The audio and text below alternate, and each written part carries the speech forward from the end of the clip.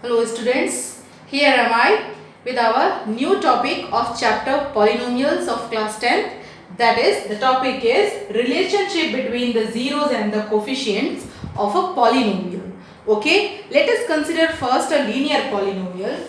The general form of linear polynomial is ax plus b. Okay, if we need to have a zero of it, that means the value of the variable.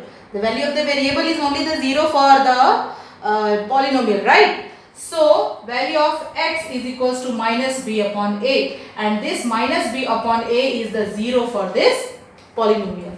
Okay, so since polynomials, the next polynomial after linear polynomial is quadratic polynomial. So the quadratic polynomial is ax square plus bx plus c plus ax square plus bx plus c, where a is not equals to 0. This is very important. A should not be equals to 0. If a becomes 0, then this whole term will become 0 and it will no more be quadratic. Okay, you know that. Then let us consider a quadratic polynomial and let us find its roots, or let us find its find the values of the variables. Okay. So if I consider, let me take the example from your book.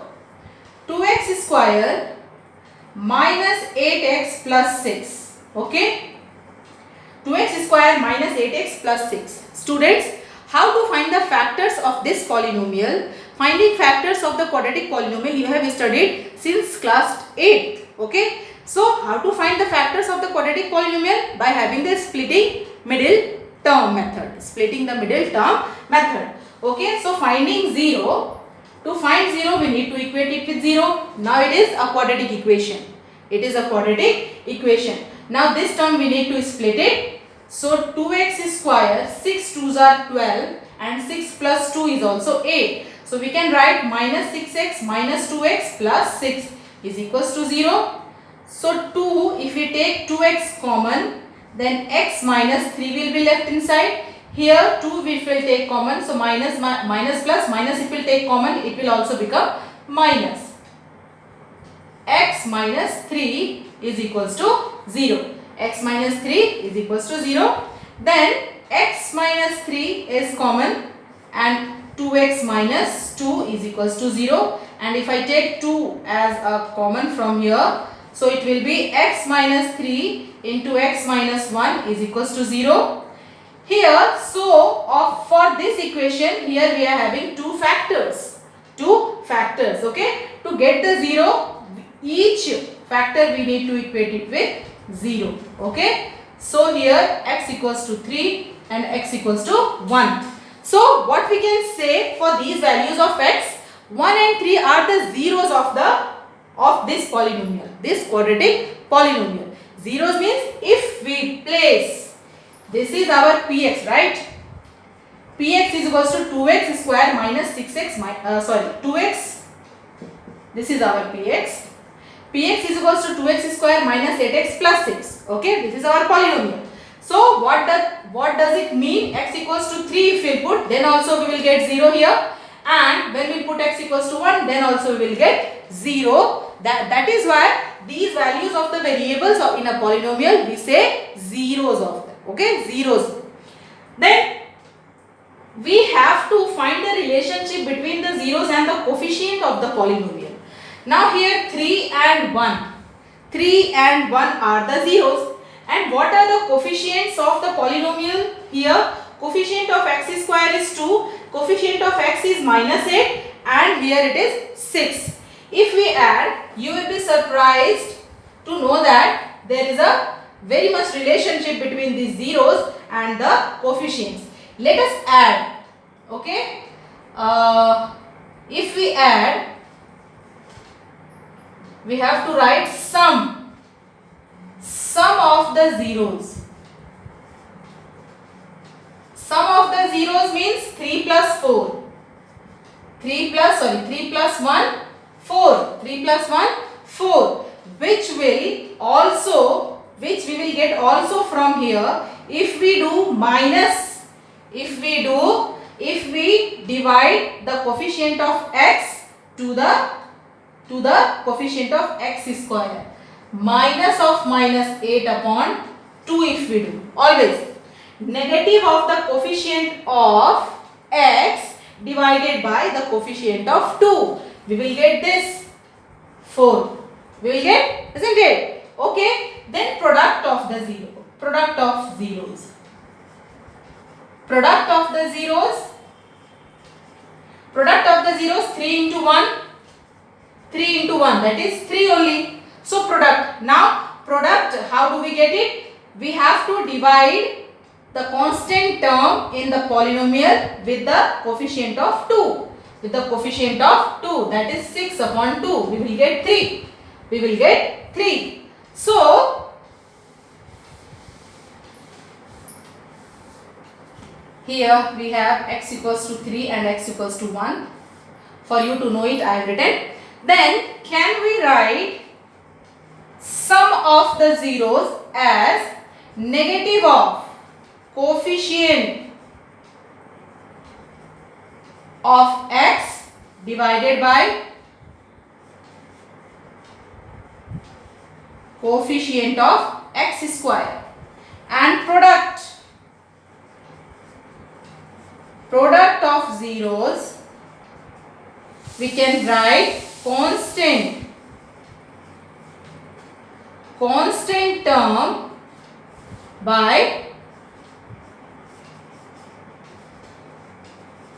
coefficient of x square. Okay. So students, this is true for all the quadratic polynomial. Okay. Our polynomial will be in the form ax square plus bx plus c. So definitely the sum of the zeros will be the negative of the coefficient of x divided by the coefficient of x square, and the product of the zeros will be the constant term divided by the coefficient of the x square. Okay. In the denominator always there will be the coefficient of x square.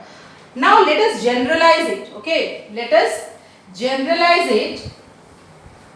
This is true for all the quadratic equation or not. Okay. If we write ax square plus bx plus c, if we take k as constant and x plus alpha or x plus or x minus, both you can take, it doesn't matter. For our convenience, let us take minus. Then x minus beta is equals to 0, or need not to put 0 here, where k is constant and alpha and beta are the zeros. Okay.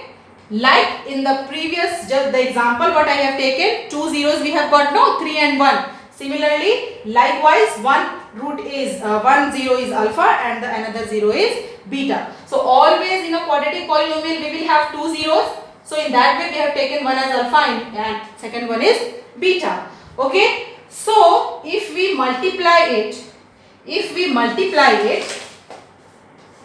we will get, let us do that, x square minus alpha into beta, x into x square, and then here it will be x beta, then minus alpha x, then minus plus alpha into beta, then k into x square minus, if x I am taking minus, then inside we are left with alpha plus beta, and in the last alpha into beta.